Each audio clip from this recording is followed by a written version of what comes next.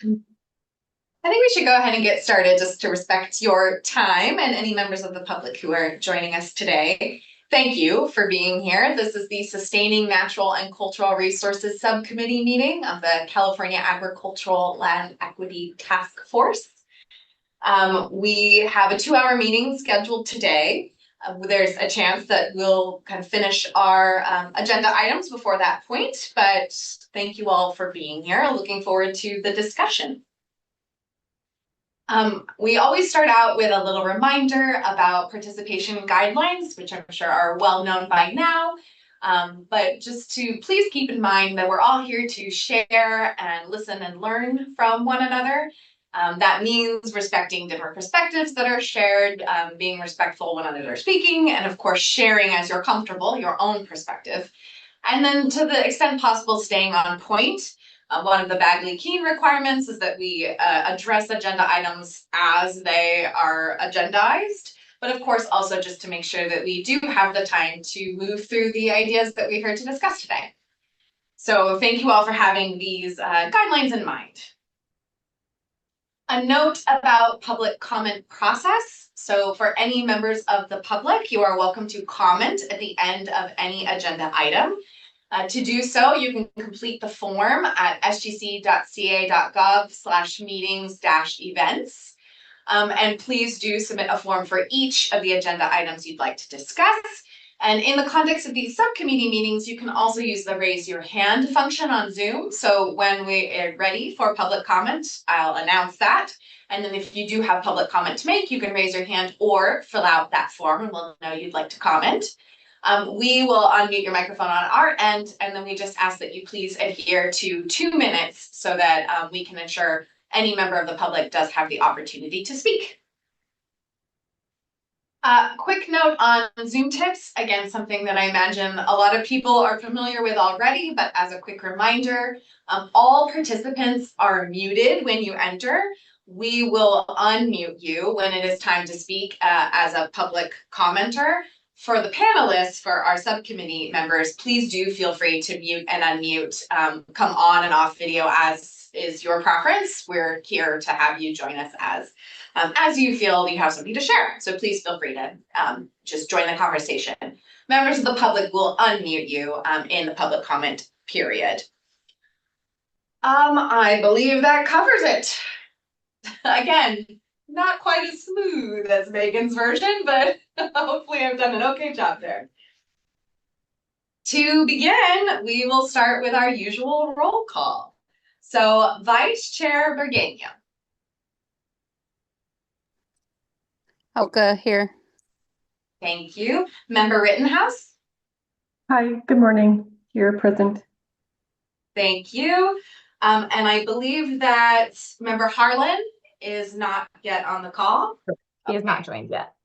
Okay, and Member Franco is also not yet on the call. Correct. We know that Darlene will hope to join us in the second half of this call. All right, thank you. Roll call achieved.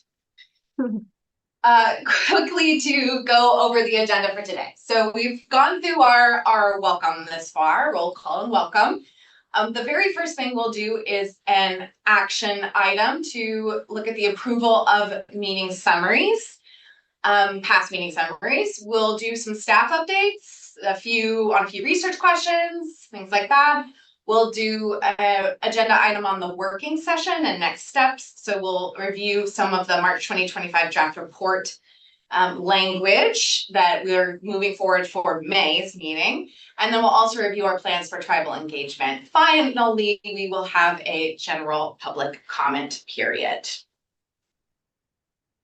So very quickly, we'll start with our approval of summaries. I believe, Tessa, do you know whether 2 of 4 would count? Can we approve these or should we hold these? Do you know the answer to that? I think if we're at quorum, then we can do that. Okay. So if either of you, if you feel comfortable, if anyone would like to open up, I do have these past meeting summaries available. We can pull those up and take a look at them. And then we would need a motion to approve, one for the July 2nd and then one for the October 4th. So any comment or request here from our subcommittee members? If there's no edits, I'll make a motion to approve the summary. Are we just approving the October or both October and July? We have to approve both. Unfortunately, at the October meeting, we forgot to approve the July. Okay. So apologies. That was a my- long time ago. Yeah, my motion is to approve both October Okay. and July summary. Thank you, Emily, for that motion. Do we have a second? I second that motion. Thank you, Thea and Emily. So the motion passes to approve both the July 2nd and October 4th subcommittee meeting summaries. Thank you both. Is there anywhere on the summary where you identify that they are virtual meetings? I know there's no location, but does it list that it is a virtual meeting? That's a very good question, Emily. Let's take a look real quick. We can add that if you would like to know. What we could do is, Yeah, I can restate my motion with an edit. okay, yes, why don't you go ahead and do that? If Thea doesn't mind. I'll make a motion to edit both summaries to mention that they're virtual meetings. So there's no confusion, and then to approve with the edits, both summaries. Do we have a second? I second that motion. Thanks, Okay. Emily. Yeah, thank you, Emily and Thea. So we will revise those to ensure that the fact they are virtual is noted at the top of both of those summaries. I imagine that's also your guidance moving forward, Emily. So we'll be sure that that is reflected in the subcommittee documents. Thank you for that. All right. We now can pause for public comment. Are there any members of the public who would like to speak on the issue of approving past meeting summaries? Nope, we don't currently have any members attending. Okay, thank you. All right, so staff update. And I know I want to make sure that we do use your time as you're with us, Emily and Thea, to make sure we can cover some of the pieces of the second half of the meeting, the working session. There are some kind of important pieces of that. So if it's all right with you both, I'm probably going to move relatively quickly through this staff update. I wanted to, at the top, promise that after this, we're going to be sending you the slides. And the slides do always end up getting posted after ADA remediation on our website, because there's quite a few hyperlinked pieces of information in these slides, and I want to make sure that you have easy access to those. So a promise to follow up after this meeting with subcommittee members with these slides, and then to any members of the public, after these are ADA remediated, they will also go on to our website. So I want to start there. I'll move pretty quickly, but please, anybody, it's a small group today, just like unmute if you want to jump in or ask a question. I don't mean to rush us. I just want to make sure we do have the chance to get to some of those other ideas as well. There was a request previously to share at our previous subcommittee meeting to share some of the other related work that's happening in other subcommittees, because there was a sense that a lot of what sustaining natural and cultural resources is interested in is also being looked at in other spaces. So that request was made, and we wanted to especially flag these two things. Tessa, I think you were going to just kind of give a little general overview of what's flagged here. Yeah, it's a fairly easy update today. So the Land Back Working Group is scheduled to meet for the first time next week. So the plan there is to revisit Dr. Riesling-Baldley's report and her presentation, and consider where some of those recommendations may fit into the task force's report and recommendations, and then consider any case studies that the members of that working group want to include in the task force's report. So that'll happen next week.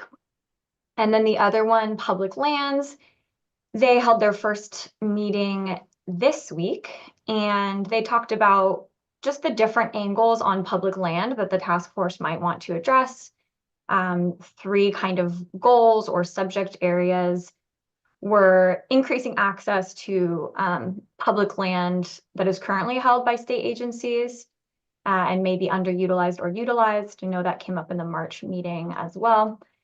And then the second is if the state or state agencies is going to acquire more land or conserve more land, how intermediary orgs might be able to help in thinking about small producers not needing to interface with the state as like a landlord or a leaseholder. And then the third is when the state is selling or disposing, is a word that is often used in this context of land, consider how to incorporate a first right of refusal for tribal nations as a default. And yeah, I'll just leave it at that. Those are kind of the things that they're considering. And I think a lot of this will come back into the May meeting. I saw Emily, you had raised your hand. Did you have something you wanted to comment on here? No, I'm okay. Okay, thanks. All right, thank you. Yeah, go ahead. So, and as Tessa was just saying, like the work that these groups are doing will come back into the context of a subcommittee, and then of course always back to the full task force as well. So more on that soon. I wanted to also provide an update on a research request that was from our very first meeting back in July, which was related to mapping ancestral lands and mapping ancestral lands, especially, sorry, I'm gonna try to get the cursor there we go. As they relate to some other categories of land that the task force is interested in. So what we have done is pull existing maps that do currently map out ancestral lands. Of course, there are many different kinds of maps that do this, and it depends on the framework that is being mapped. The Native American Heritage Commission's Digital Atlas of California Native Americans is generally one that state entities use to try to understand ancestral lands across the state.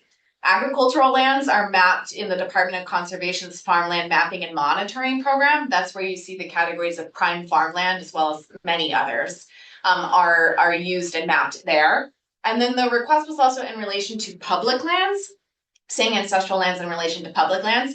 And CAL FIRE hosts the land ownership and administration map that does indicate public and private lands.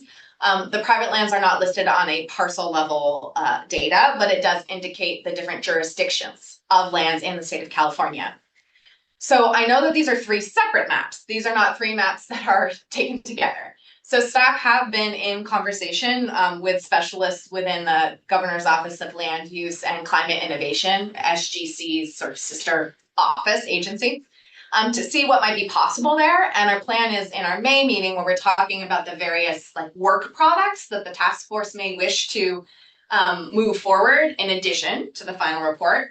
There might be a way in which there could be an interactive map created that might compare what's already existing and known, but in a way that members of the public, as well as task force members, would be able to actually look across these categories and see them mapped together. So I wanted to highlight that these maps exist, but also to give a quick update on the sort of process we're in and trying to figure out whether and how this would be valuable.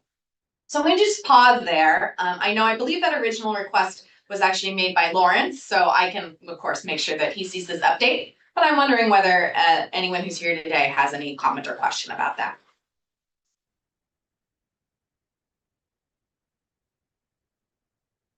Seeing none. Okay, this is kind of a hold. More will come. We're trying to continue looking into this idea. This is another research request that had originally come from Lawrence. It was related to understanding the ratified and unratified treaties that affect California tribal nations. So in doing some digging into this, we've found that the large majority rate of writings about this and research about this focus on those 18 unratified treaties, those ones that were deliberately hidden, right? So that California tribal nations who thought they had ratified treaties were actually not fairly given due course there. So you can find out a lot of information about that in the link that's here. again, from the California Native American Heritage Commission. One thing that Lawrence has highlighted with us, so I wanted to just put this up here for everyone to learn, is the treaty with the Klamath, which included Lawrence's own nation, as well as other affiliated groups, was in fact ratified in 1866, and that link that's there does take you to the language of that treaty. And then I wanted to point out that there is a really important resource here for anyone who does want to do some more digging into the history of California's tribal nations and the ratified and mostly unratified treaties. Oklahoma State University has a library that actually has all of these original treaties. You kind of have to go nation by nation, treaty by treaty to see whether that was ratified or not ratified, or if there are any conditions. But that is a really great resource. So if there is any member of the public or of the task force who would like to look at specific instances, I just wanted to make sure everyone had access to that, was familiar with that. Anything to say here?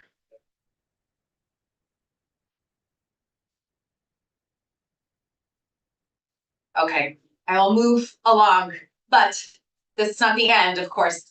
Always happy to bring this back up or think through it again if it is relevant for the subcommittee or if our members would like to consider it. A research update on cultural fire. So again, from the very early subcommittee meeting, cultural fire as a very important part of sovereignty and of stewardship and right relations with land has been an important part of what the subcommittee has considered, and especially in relation to the recommendations to put forward for the task force.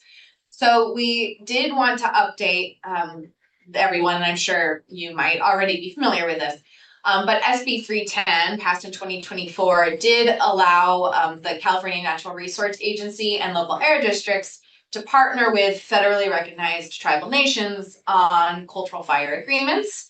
Already, the Karuk tribe has done this with CNRA, so there was just a workshop to talk about that maybe you attended or knew about. And there is more information that you can find online about what this bill now has done, what it makes possible. So we just wanted to make sure that that update was shared. And right now, this bill doesn't sort of appear in our draft report, but we did want to flag this in case any member of the subcommittee would be interested to consider this as either a model, or if there are other, pieces of this legislation that you actually like to comment on or consider ways to bring this into the recommendations you're developing, please highlight that for us. Either now or think on it, and of course this can be something we continue developing. Is there any comment here or question here?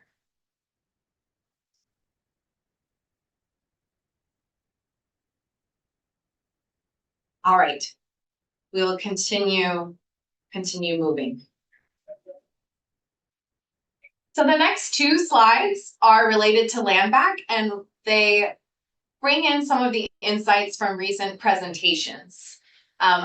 You both might have been at these presentations. In fact, I think you maybe were. So probably these things are familiar to you. But it felt important just to try to distill a bit of what was learned, both in this presentation by Dr. Kutcher-Risling-Baldi, which was in the Sustaining Natural and Cultural Resources meeting, about her California Land Back Special Report. And the next one is about a speaker we just invited to the Insights series, so I'll say more about that in a second, but wanted to pause here and just note that there are a lot of really important learnings from those sessions, that if this subcommittee and of course we continue to also ask all task force members to review these recordings as they're able, because there was a lot of important information presented there, so that those learnings can be brought into the report. So there are a few things noted here. The California Land Back Special Report is a hyperlink, and the panel session recordings, which was mentioned by Dr. Risling-Baldi, is also hyperlinked. For some reason, not blue, but it's hyperlinked there. So that's another resource where you can learn a lot about conversations related to land back and the challenges as well as the opportunities with it and the benefits of it. One of the things to highlight here, and I think you both are going to be familiar with this, but Dr. Risling-Baldi really emphasized the importance of making it known, being explicit that the goal is land return. And so that felt very important for the context of this task force and of the subcommittee. And then there's the specific recommendations here related into that. So you just funding projects, right, to acquire and restore land, and then making sure that the state actually is putting forward the resources internal to state agencies to support that work. So a lot of learnings there for anyone who would like to go back to review that. And again, the Insights on Agricultural Land Access and Stewardship series, a presentation by Michelle Lee, founder of the Circle Law Group. So she also spoke about land back and her learnings from a legal perspective on this process and the various barriers and challenges and what's changing about making this not easy, but easier. So she provided a lot of historical context. She reviewed 2 land return case studies that she had been involved in, Potter Valley and Moortown. And she mentioned, kind of emphasized things like the California Public Utilities Commission, the CPUC's tribal land return policy was making a difference in allowing for land return projects to take place effectively. And funding also was making a difference, but she did highlight there continue to be both sort of cultural misunderstandings about what land back can achieve. There's hesitation there, there's resistance often, although she emphasized she felt it was changing. And then the kinds of restrictions on that land that's returned, and then the taxes that end up being a burden to the tribes who are getting land back are 2 ways that there continues to be challenge in this space. The taxes issue is one that we'll come back to in just a second when we talk about a sort of other update related to the current legislative session.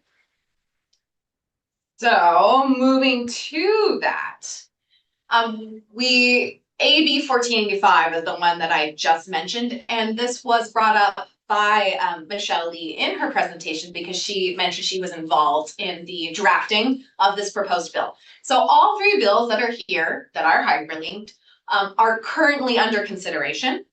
So this is in the current legislative session. These 3 bills were also mentioned as relevant to the task force at the March 27th meeting. We just wanted to make sure we also brought them to the subcommittee. The very first one, I have got to get my little notes. The first one, SB 462, would establish a California Farmland Conservancy Program fund with $20 million in annual appropriation to fund entities' acquisition of agricultural conservation easements.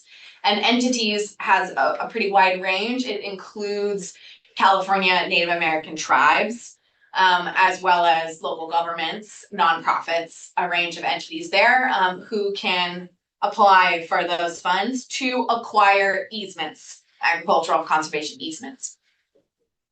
AB 1485 would make 2 changes.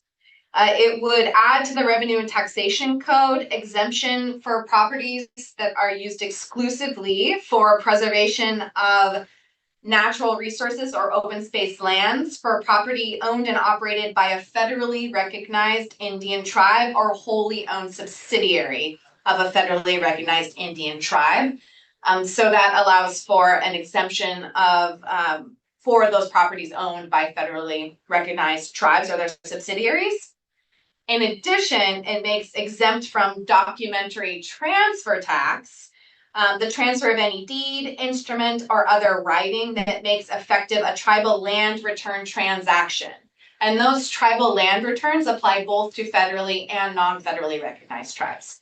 So it exempts ancestral land returned from the documentary transfer tax. So these are both just 2 ways to try to reduce the tax burdens on tribal nations in different ways in order to advance sovereignty and access to ancestral land. So the last one here, AB 524, the language had just been updated for this bill when we had our March 27th meeting. This bill explicitly references the task force. It requires the Department of Conservation, in collaboration with the California Agricultural Land Equity Task Force, to establish the Farmland Access and Conservation for Thriving Communities program. There's a lot of details in that bill language, and I wanted to note here that in the March 27th meeting, the task force did decide to create a subcommittee that will be meeting soon to discuss this bill language and consider drafting a position letter. So the task force has created this subcommittee. I wanted to make sure that there is the opportunity in this space that if anyone would like to join that subcommittee, if you're not already on that or not yet had that opportunity, that you have it here. So I'm going to stop here, ask if there are any questions, and then also ask if there is anyone who did want to join that AB 524 subcommittee.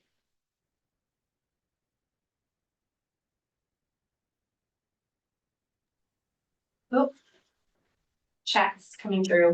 Yeah, Emily, go ahead. When was this subcommittee developed?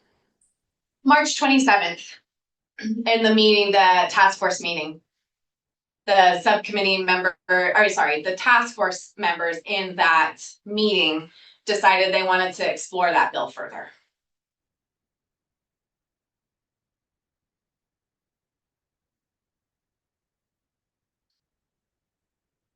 Any further questions or thoughts here on this?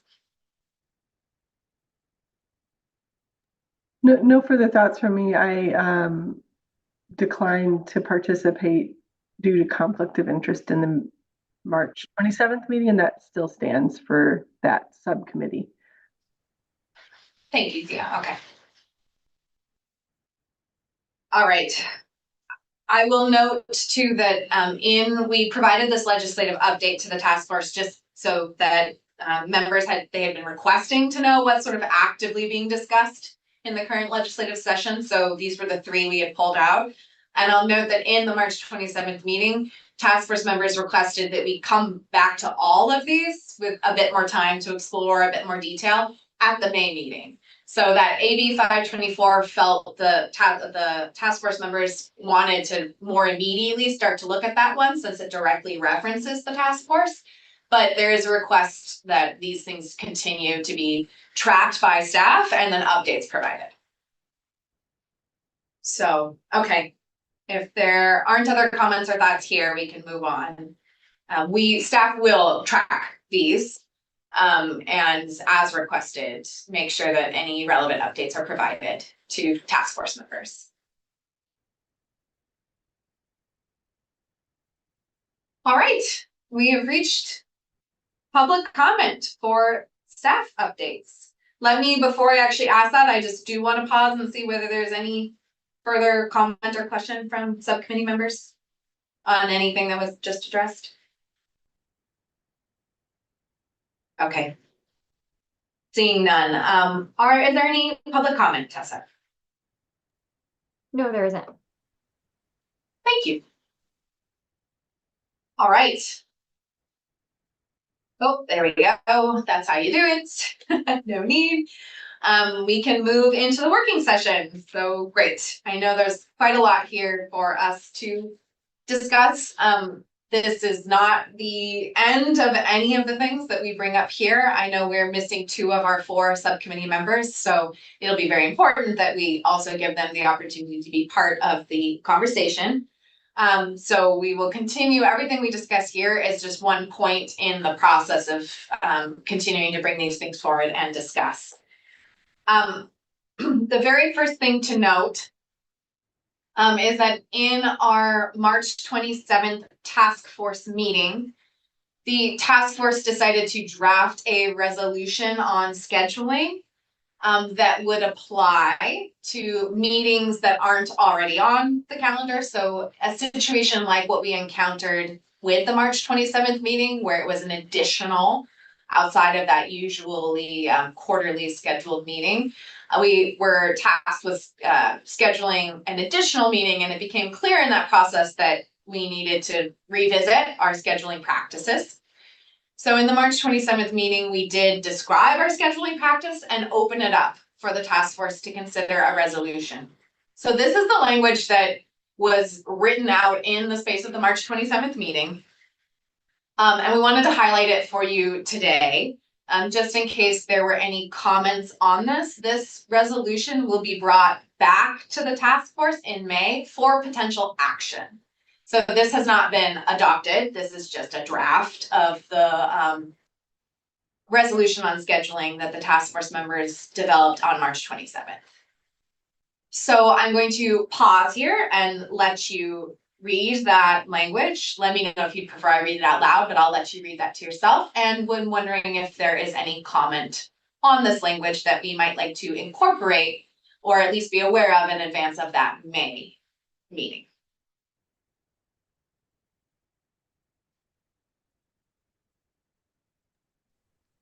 Yeah, my comment is that both chair and vice chair, I mean, I've made that pretty clear. Okay. Verbally and written. And now I'm making myself clear once again in a subcommittee. Understood. So it should say virtual or in-person availability of chair and vice chair. Is that correct, Emily? Yep. Okay. We'll make sure that that comment on this draft is shared with the task force.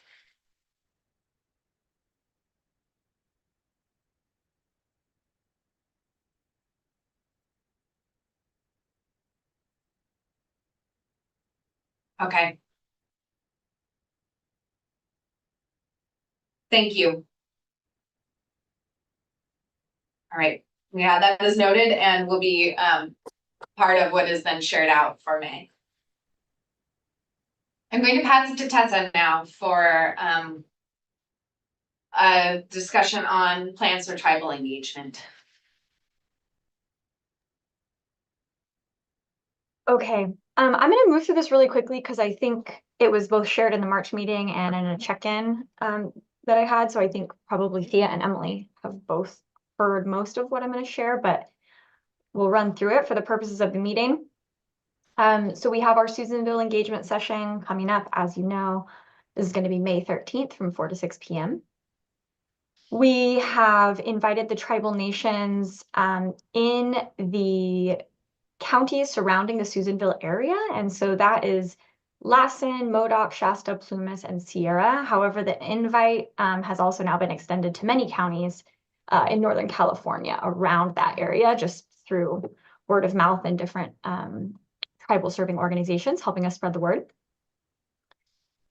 We've had about 8 folks express interest and send RSVPs so far. Let's see. I think that's basically all I'll say about that for now, unless there's any questions.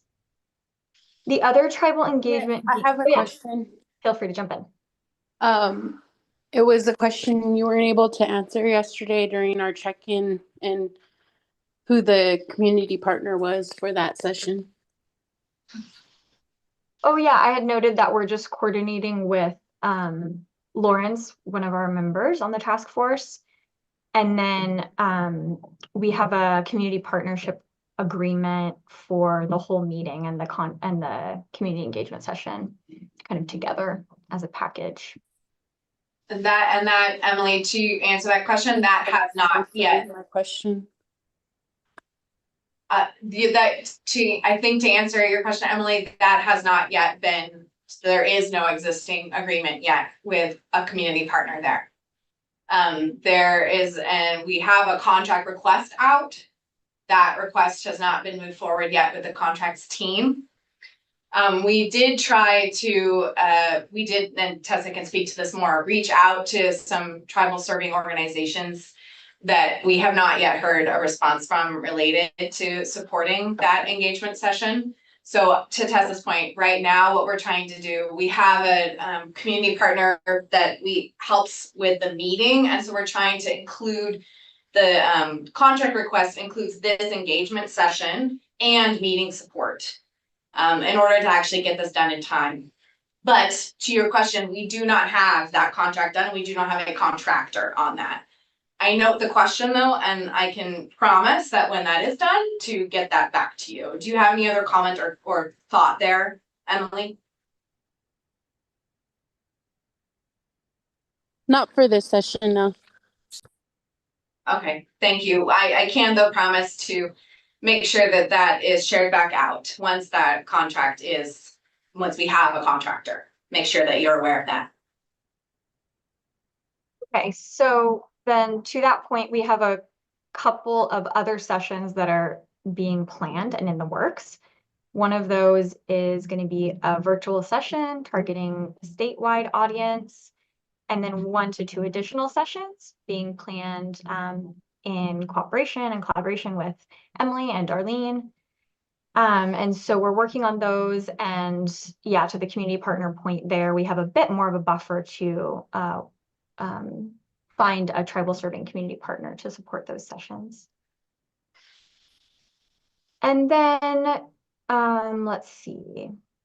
So yeah, Emily had offered, and feel free to jump in here, Emily, but to support a Southern California session, being that Emily is based down there, and then Darlene in the Central Valley expressed interest in potentially doing a virtual session to focus on that area. And all of that all of those details, so the exact dates and the partner and the details are all kind of being worked out. Yeah, I was just gonna quickly mention that it's pretty vital we have one down here. San Diego County has the most tribal nations in one county throughout the country. So, you know, reaching out to all 18 tribal nations here in San Diego, but also, you know, extending the invite, like how you mentioned, they're doing up north to any tribes in Riverside or Imperial, north and east to us. Sounds great. Thank you for that. Thank you, Emily. Yeah, that's noted, and we're excited to work with you on making sure that's done well, done effectively. Yeah, I was telling, we were talking anyway with Tessa, and it's kind of also like on a time crunch too. So yeah, I was just communicating yesterday that we should have done this process a little bit earlier, knowing that the tribal nations don't have the same capacity as a university that you guys are working with. Yeah, this is something that way we don't have to cram it in 2 months. Yeah.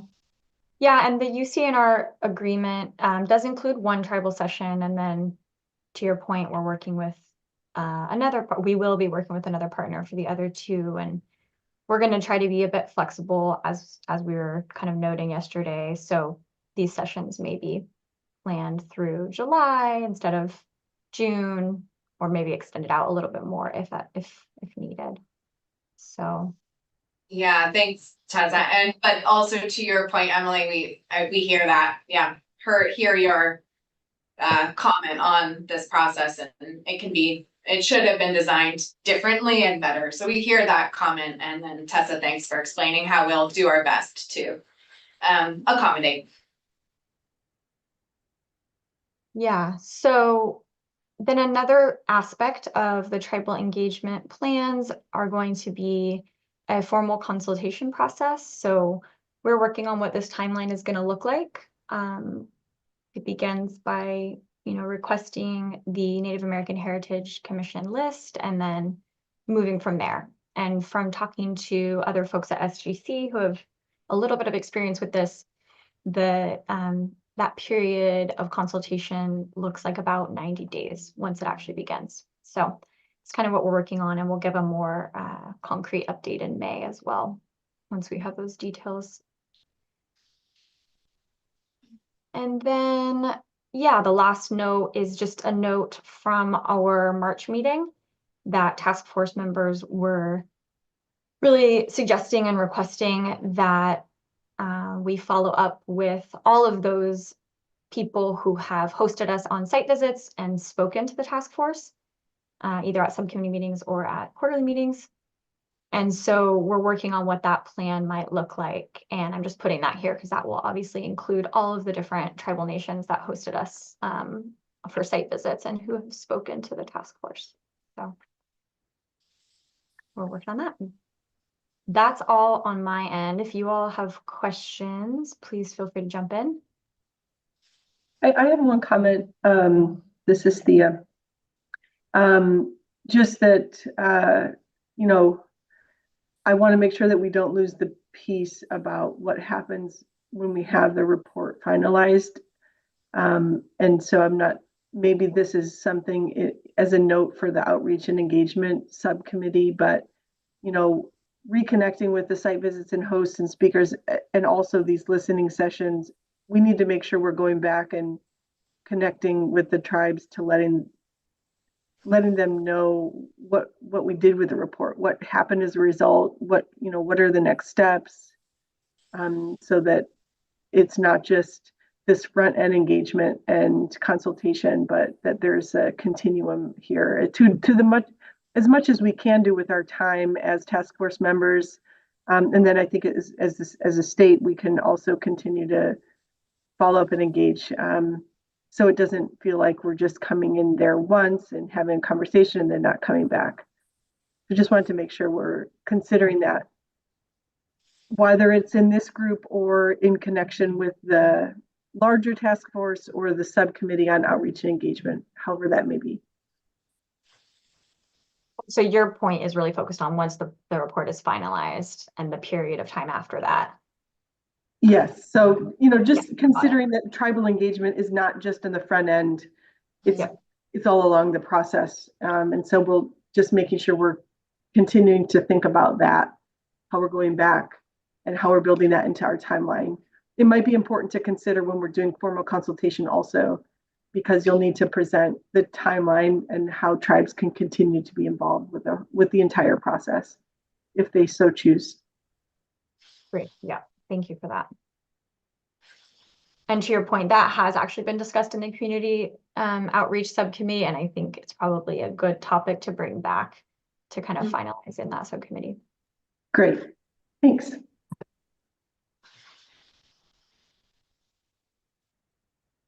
So that's all for this slide. Camille, if you want to move on. Thanks. Yeah. Okay, thank you all for that discussion. We're turning now to the revised March 2025 draft report. So in the March 27th meeting, the task force considered the goals that are basically the headers within that recommendations section of the report. So if you look at that March draft report, in the recommendations section, there are these sort of header level, what we're calling goals, underneath which there are specific strategies, actions, ideas that can move that goal forward. So on March 27th, we laid out 9 goals, and in that meeting, some recommendations were made. So these goals, as they are listed here, are actually revised according to that discussion. And we are hoping in this moment with this subcommittee to take a moment to look at these goals. I'll point out the 2 that might be particularly of interest in this space, although of course any of these would be important to consider. And then with a promise that kind of the discussion that we're having now will influence that May 2025 version. So that's the next version that the task force is going to be reviewing in that May meeting. So importantly, this March 2025 draft discussion included the splitting of what is now 1 and 2 into these 2 separate goals as they are written. Previously, we had a 1 goal. It said return ancestral lands and advance sovereignty for California tribal nations. And in that March 27th meeting, the recommendation was made to 2 things. 1, split those 2 things into 2 separate goals. They are indeed separate and have different strategies and actions underneath them to move them forward. And then 2, to not say advance sovereignty, because sovereignty is held regardless of whether it is recognized. So rather to focus on the recognition and the removal of barriers to the inherent sovereignty of California tribal nations. So these goals here do reflect, it's staff's best attempt to kind of reflect those back to you now.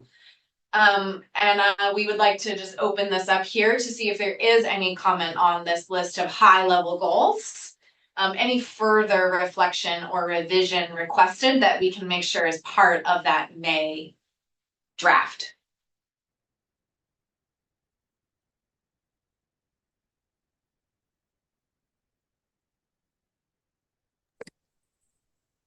I think we need to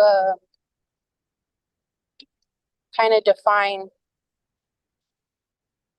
what we're trying to say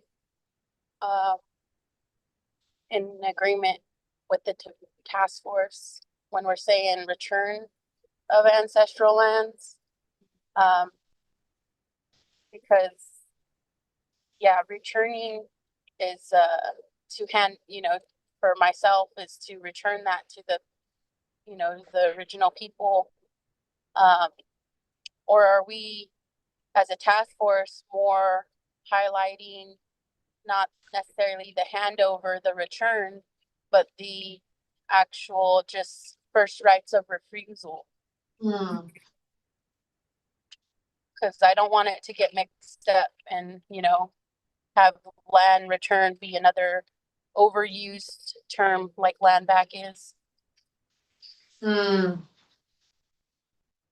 I don't want to get ahead of ourselves. If we're not meaning land return, then let's not put that. Let's, define what we're actually trying to say. Thank you for that comment, Emily. I think that's helpful to make sure that if we're going to say one, return ancestral land to California tribal nations, that what is then underneath that is about returning ancestral lands. It doesn't include these other sorts of strategies, to your point, that might just be clumped under that idea, but do not actually result in the return. So that's helpful feedback, and we can make sure that that's there. I would say that I'm gonna go forward one slide just to show you the two strategies that are currently under one. Return state-owned land to tribal nations and fund, incentivize, and support ancestral land return projects. So of course, there are like a lot more ideas underneath each of these. And I think what we can all do is go back and look and make sure that those individual ideas are focused on land return versus some of these other strategies, like you mentioned, right of first refusal. Sometimes acquisition is not the same as return, right? So just making sure that we're being very clear in the words. Does that reflect your comment there, Emily?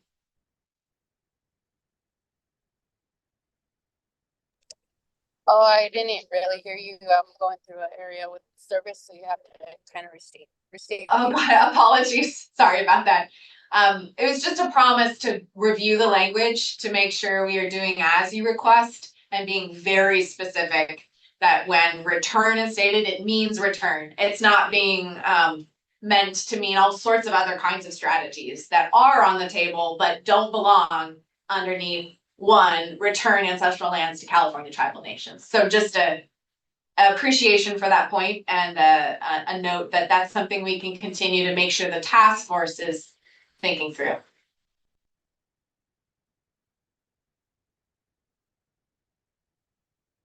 Not sure why the spacing is weird on that number 2. Apologies there. Right now, having split those 2 goals, having split what used to be 1 goal into 2, right now, goal 2, recognize and remove barriers to sovereignty of California tribal nations, only has 1 strategy listed underneath it. It's remove barriers to sovereignty. So just flagging that I think there is a lot more to say here. And we have heard that it will be very important to make sure that that the task force is considering what will be different for federally recognized and non-federally recognized tribal nations. Just noting that those kinds of distinctions and those very important mechanisms or opportunities could be further developed within the draft. So it's just kind of a note that there's sort of work to do in that space. I'm wondering, Thea or Emily, if you do have any initial comments or thoughts there, if you have any advice on what you'd like to see to do some of that work. Is it going to advisory committee members to see whether they have any kind of specific and very actionable ideas? I know you both have very specific and actionable ideas. How can we start to fill out some of that specific ideas underneath? Go ahead, Emily. Well, starting with the system itself and, the unratified treaties, Mm, starting with the statehood of California, I think. And then, yeah, getting into specifics would be vital, but Okay. ultimately it's the state and federal government that is the biggest barriers to tribal sovereignty. The lack of acknowledgement of our sovereign rights and inherent rights. mm. So yeah, starting with that overall general conversation of, you know, not just historical, but contemporary issues. And then, yeah, then identifying those specific barriers, how you were asking for examples. Thank you. That's very helpful. Okay. And we welcome any, if you have examples that come to mind, feel free to send them however makes sense. It could be in an email, it could be in a quick phone call, it could be comments in the draft, like whatever it is, the way you are always free to communicate with staff, any idea you have. Maybe you just learned about a project at some, conference, right, or something, and you immediately want to send it our way so we can put it into that draft. Feel free. It's just a call to have a kind of open staff task force member communications so that when you do have the time to think about this project, that we can be of assistance to you there. But thank you for those comments, Emily. That's very appreciated. I hear the unratified treaties might be an important piece that right now it doesn't appear at all in this, but could be one point of entry. Yeah, I would just like to add, Lawrence made a really great comment during our meeting last week. And I think just building on what Emily just referenced, the need to contextualize this with examples, current and historic, because Lawrence's comment, Emily, was, well, what do you mean by sovereignty? That is, for non-native people, is maybe not really understood in the same way. And I think for the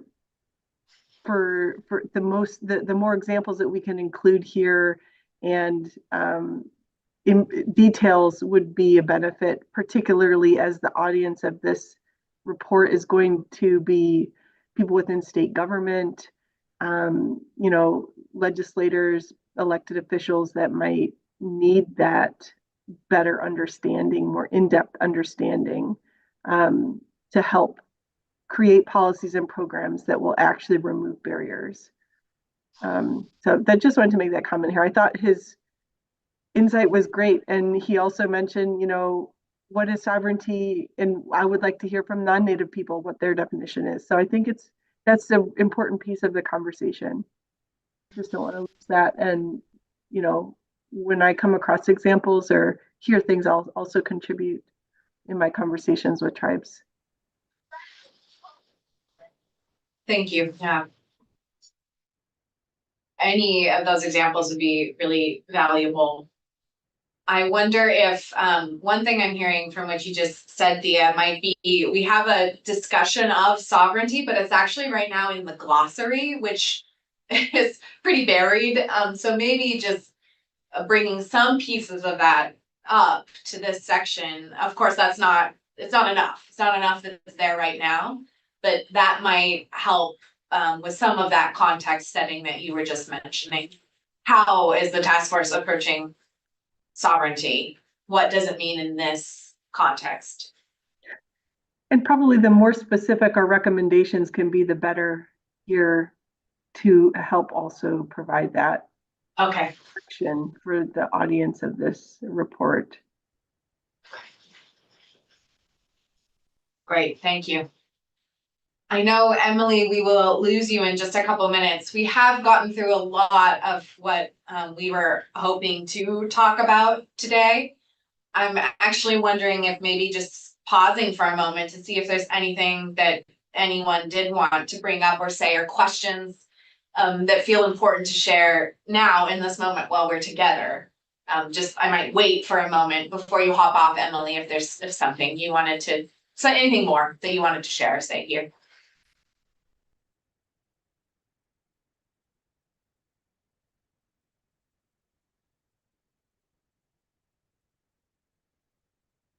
Okay. Let's actually go. I think probably the best thing to do is this piece of it and public comment, because when we lose Emily, we'll lose quorum. So I'm thinking we might end our meeting, which I don't imagine anyone is sad to have a shorter meeting. Let me just note that there are a few follow-up items that were discussed today.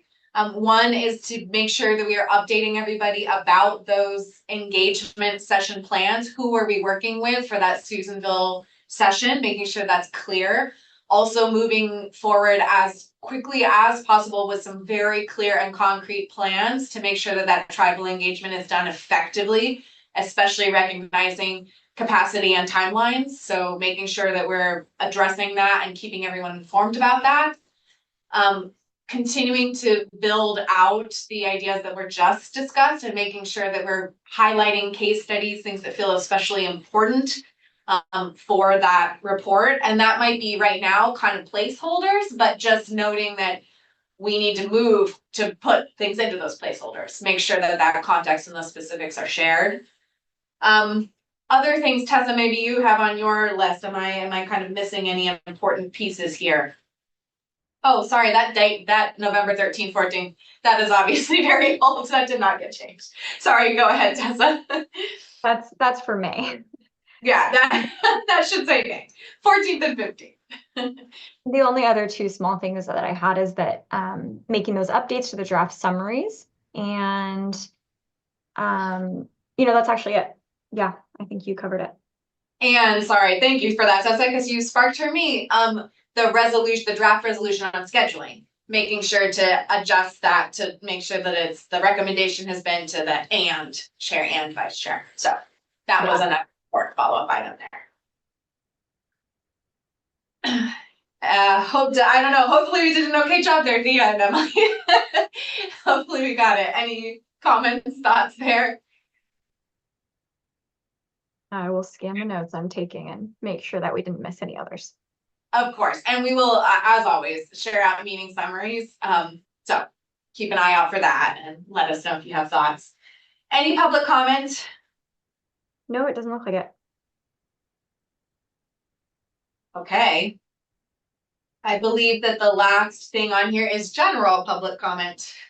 Also no on that. Okay. Whoop. So quick reminder, April 7th, so that's Monday, Grants and Resources Subcommittee is meeting. The things they're discussing, of course, will be brought back to the full task force as well. I know at least one of you are on that, but of course, we'll make sure those sharings that is shared out with everyone. And then that May 14th and 15th full task force meeting, just highlighting that. A quick note that the meeting summary from March 27th will be up online soon. We're just finishing ADA remediation on that. And also just a quick note that the recording is available if anyone who needed to go back and review. I believe that means we are all done with the meeting. Any last comments or questions or anything from any members? No comments for me at this time. Thank you. Thank you very much. Thank you for being here. Really appreciate it. And we look forward to continuing the conversation. Thanks a lot. Bye.